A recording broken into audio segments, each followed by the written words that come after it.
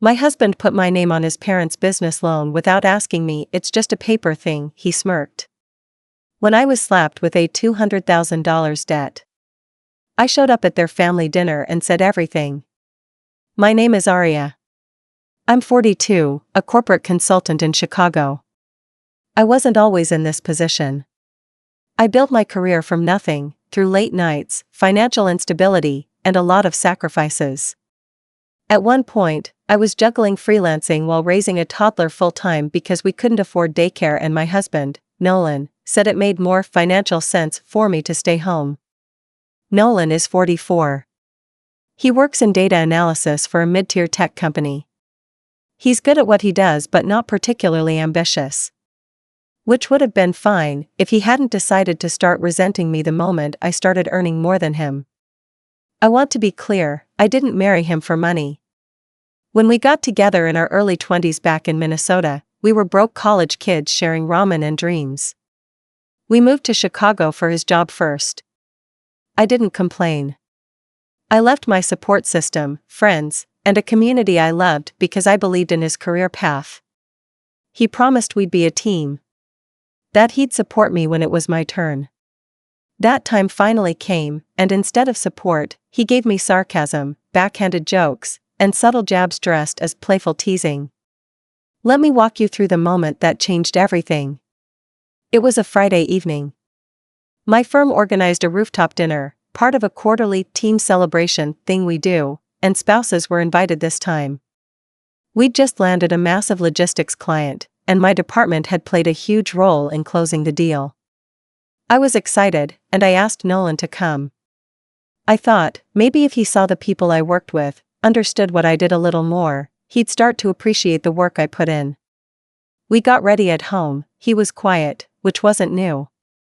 As we were walking to the train, I told him, just be yourself tonight. These are good people. He nodded. Sure. I'll smile and nod. It's not like they want my opinion anyway. That comment rubbed me the wrong way, but I let it go. The dinner started off well. The setting was beautiful, downtown skyline, string lights, warm food, soft jazz playing. My boss, Terry, greeted us warmly. She's in her late 50s, one of those women who commands a room without raising her voice. My team was seated at a large table with their spouses. Everyone was relaxed. I introduced Nolan around. He smiled, laughed at the right moments, made small talk with Kai, one of my younger team members. For a while, I actually thought the night might go smoothly. Then Terry brought up the recent project. I still can't believe how fast you turned that logistics strategy around, she said to me. That saved the client over $4 million. I don't think we've ever had someone on board and make that kind of impact so quickly. I gave a modest smile. It was a team effort. Before I could say more, Nolan chuckled. And I knew that laugh. That chuckle wasn't amusement. It was condescension. He leaned forward slightly, looked at Terry, then around the table, and said, well. I mean, let's be honest, Aria's always had good timing. She's just lucky. Right time, right place, right? There was a pause. You know that weird silence when people aren't sure if they heard something wrong? That's what happened. I felt it like a punch to the gut. Melissa, who's worked in marketing for 2 decades, furrowed her brow. Kai looked uncomfortable. Terry smiled politely but didn't respond. And me? I just sat there, frozen, my fingers wrapped too tightly around my wine glass. I didn't say a word. I didn't fight back. I didn't try to correct him. I just smiled faintly, the way women are taught to do when someone says something disrespectful in public and you're supposed to keep the peace. But inside, I was screaming. I thought about all the times I stayed up until 3 a.m. fixing broken presentation decks, or the hours spent explaining logistics strategies to clients who didn't believe I was the expert in the room. The missed school events, the sacrificed weekends, the migraines, the moments I doubted myself but kept going anyway. Lucky? I went home that night in silence. He didn't mention what he said. He didn't even seem to think anything was wrong. but I couldn't sleep. Monday morning came and I got to the office early. My company had just rolled out a salary transparency report, internal use only, as part of a diversity and equity initiative. It was meant to make sure employees were paid fairly across genders and roles. I pulled up the salary data. I knew Nolan's approximate salary. He'd mentioned it in passing months earlier when we were budgeting for a vacation. I searched for comparable roles in my company: data analyst, mid-level experience, private sector. The average was around $89,000. A few went as high as $105,000, depending on specialization. Then I printed mine. Base, $187,000. Bonus, $28,000. Stock options, separate document. I formatted it. 2 columns. No names. Just roles, titles, and salary info. I printed 10 copies. At our weekly department meeting that afternoon, someone asked about the dinner. Kai joked, "So who else's spouse gave the quote of the night?" There were a few chuckles. I smiled and said, "Actually, I brought something." I handed out the papers, casually, like we were reviewing a memo. Silence. Then soft shuffling as people read. Melissa was the first to speak. She didn't look up. She just muttered, barely above a whisper, "Wow. That's embarrassing." Nobody asked questions. Nobody needed to. I didn't have to name names. They knew. They'd all been there when he said it. And I think that was the moment something shifted in how they saw me, not just as a team lead or a colleague, but as someone who had been quietly, persistently dealing with something behind the scenes and still showing up. I didn't plan it as revenge. I didn't do it to shame him publicly. I did it to reclaim my dignity. And it worked. The funny thing is, Nolan had no idea I'd done it. Not until he accidentally found the papers a week later. He came into my home office to borrow tape for something. I was in the kitchen making lunch. He came out holding one of the printouts. "Is this what you make?" he asked. I didn't answer at first. He asked again. "Is this real?" I nodded. "Yeah. That's from our HR department." He stood there staring at it. I watched his ego deflate in real time. His shoulders sank. His expression changed from confusion to something darker, resentment, maybe? I couldn't tell. And then he said it. "You should have told me." My jaw clenched. "I would've," I said, "if you hadn't spent the last year acting like I stumbled into this career." He didn't argue. He just walked away. We didn't speak much that week. Not about the salary. Not about the dinner. But something between us was fundamentally different now. He had always assumed I needed his approval, that my success was somehow tied to him. And now, he couldn't ignore the reality that I was out-earning him. Outpacing him. Outgrowing him. And that terrified him more than anything. So things were different after that. Quietly, subtly, but undeniably different. At home, Nolan started avoiding my home office altogether. He stopped asking about my projects or my schedule. He didn't even make those passive-aggressive little jokes anymore, at least not right away. The silence between us had a new texture. It wasn't just the usual disconnection that happens in long-term marriages, this felt like something heavier. Resentment, maybe. Or shame. Maybe both. He started working later than usual, saying he had new deadlines. I didn't press. I didn't really care. Meanwhile, work felt lighter. Not easier, but lighter. I noticed how my team started treating me with more deliberate respect. They listened a bit more closely, asked for my input more often, and for the first time in a long time, I felt like I had actual authority, not because of my title, but because I'd earned their respect beyond the work. I had proven I wouldn't let someone, even my own husband, belittle what I built. Terry called me into her office a week later. She didn't mention the salary handout. She didn't need to. "You okay?" she asked, not as a boss, but as a woman who had likely seen her own share of men who didn't quite know how to handle a successful partner. I nodded. Good, she said. You handled that with grace.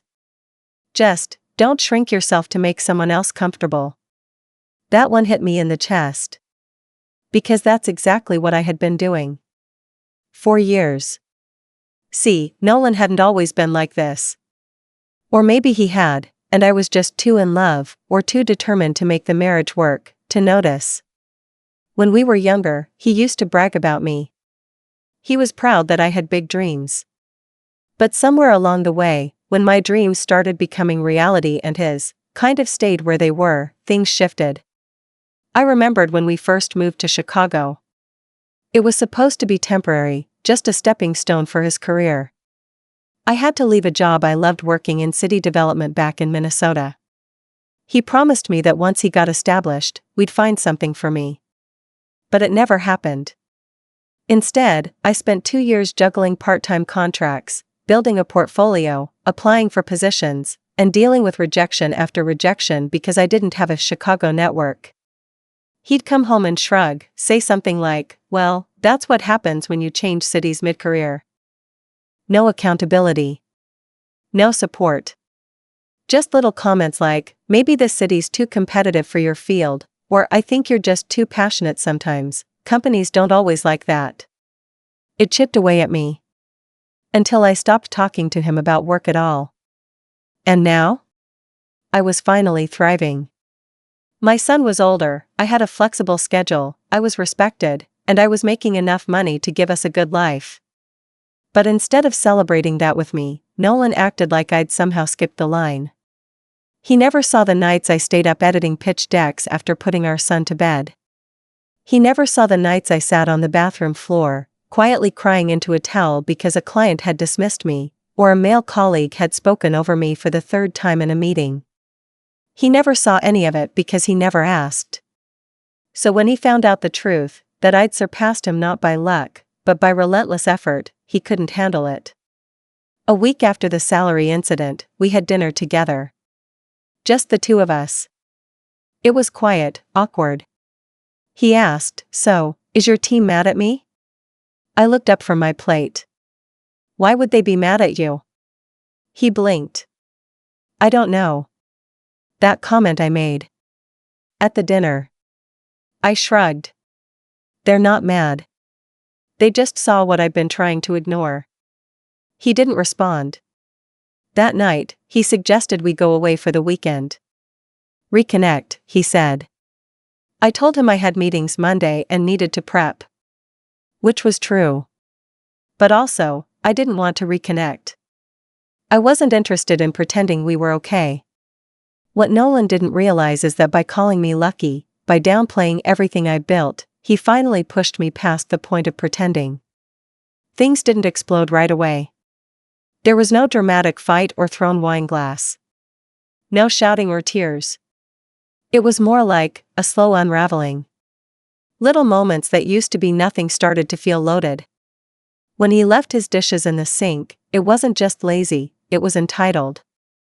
When he made a snide comment about another client dinner, it didn't feel teasing, it felt bitter. When he rolled his eyes at my calendar reminders, it wasn't harmless, it was dismissive. Everything he did was a reminder that he didn't respect what I did. That deep down, he didn't see my work as equal to his. And once you realize that, it's hard to go back. I started spending more time at the office. Not because I had to, but because it felt good to be around people who saw me. Really saw me. As competent. As valuable. As someone who mattered. Nolan noticed. You're working late a lot, he said one night while brushing his teeth. Not more than usual, I replied, rinsing my face. You didn't used to stay out like this. I didn't used to have a team that relied on me this much. He didn't say anything after that. But I could see the tension building. Then one night, he brought it up again. I feel like you're trying to prove something. I looked at him. To who? I don't know. To me? To your coworkers?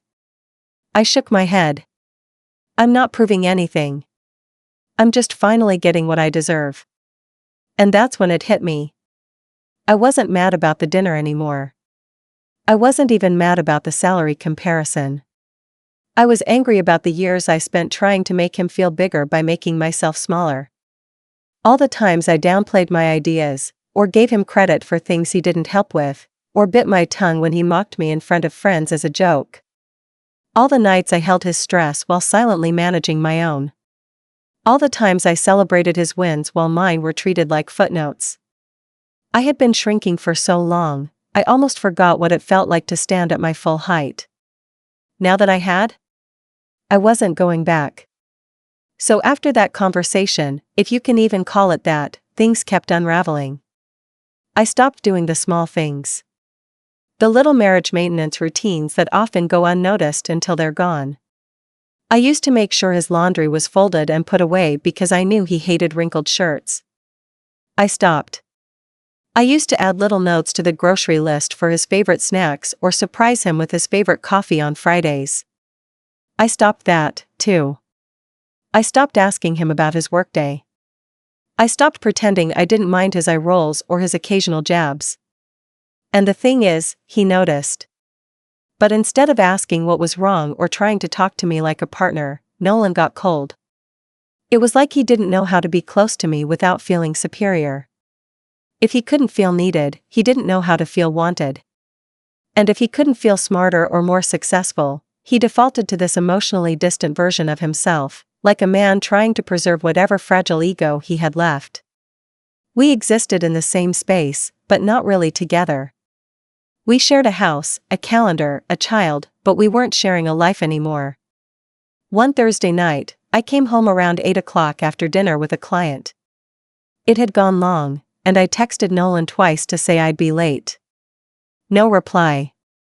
When I walked through the door, the living room was dark except for the light from the TV.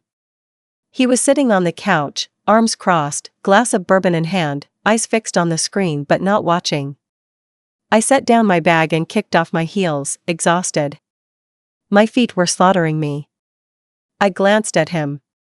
"You didn't get my messages?" I asked. He didn't look at me. "I got them." "Okay, I just figured you were out celebrating again." That was it. That tone. That tone, like I was doing something indulgent or unnecessary. Like my job was some kind of hobby I was enjoying a little too much. I exhaled slowly and walked past him to the kitchen, grabbed a glass of water, and leaned on the counter. I could feel the silence thickening behind me. Then he said it. "I just don't get it. You work all these extra hours, you go to these dinners, you put everything into your job, and for what? Just to prove you're better than everyone?" I turned and looked at him, really looked. His eyes were glassy. He wasn't drunk, but he wasn't sober either. "I'm not trying to prove anything," I said. "I'm doing my job." "Yeah, and ignoring your family in the process." That one landed hard. It was a card he'd played before. A cheap shot, always vague enough to imply guilt, never direct enough to warrant a real discussion. "My family?" I asked, walking back into the living room. "You mean you and Milo?" Because last I checked, I was the one taking Milo to and from school, handling his dentist appointments, his tutoring, all while leading a team of 12 people. He scoffed. "You think money replaces presence?" "No," I said. "But apparently you think your presence replaces effort." He finally turned to look at me then. And for the first time in months, I saw something raw in his expression, maybe hurt, maybe anger, maybe both. I was too tired to dissect it. I walked away. I didn't slam a door. I didn't cry. I just went upstairs, showered, and lay awake staring at the ceiling for hours. The next day, he didn't speak to me. Not a word. Not over breakfast, not during our usual morning routine. Just silence and the soft clinking of cutlery. But by that point, I wasn't hungry for his words anymore. That weekend, I took Milo to my sister's house in the suburbs. She has 3 kids, a giant backyard, and a husband who actually values her opinion. It's like a different planet out there. While the kids played, I sat on the patio with her, just sipping tea and staring out at nothing in particular. She asked me gently, "Are you okay?" And without thinking, I said, "I don't think I love him anymore." It was the first time I said it out loud. The words felt foreign, like someone else had spoken through me. But once they were out, I couldn't take them back. And I didn't want to. She didn't say anything for a long time. Just reached out and squeezed my hand. Later that night, I got a message from Nolan, "You could have told me you were taking him out there." I didn't even get to say goodbye. I stared at the screen for a long time. That was the thing, he wanted to be informed, consulted, included. But only when it didn't require any emotional investment. Only when it allowed him to play the victim. Because saying goodbye to your son in the mornings? That's easy. Showing up for your marriage day after day even when things are hard? That's work. He wanted the reward without the effort. And for years, I let him have it. But not anymore. The next week, I threw myself into work. Not to escape, though that was part of it, but because it felt like the only place where things made sense. Where effort led to reward. Where people listened. Where I felt alive and capable and real. That's when Terry offered me a new opportunity. A lateral move to the New York office, but with more visibility, higher stakes, and the kind of exposure that could set me up for an executive role within a year. She looked at me across the table and said, "I know you've got things to consider. But this kind of opportunity doesn't come around often." I smiled. But my chest felt heavy. Because I knew what she meant. It wasn't just about the job. It was about the decision. Stay and keep pretending. Or leave, and finally live. I didn't give her an answer that day. I told her I needed time. That night, Nolan noticed something was different. "You're quiet," he said as we sat in the living room. "I've just had a long week." "You working on something big?" I looked at him for a moment. "Maybe." He gave a humorless laugh. "Of course you are." And again, I said nothing. I didn't owe him an explanation anymore. Not when he never really listened in the first place. That was the thing. We could sit in the same room, on the same couch, breathing the same air, but we were no longer having the same conversation. I wasn't just growing apart from Nolan.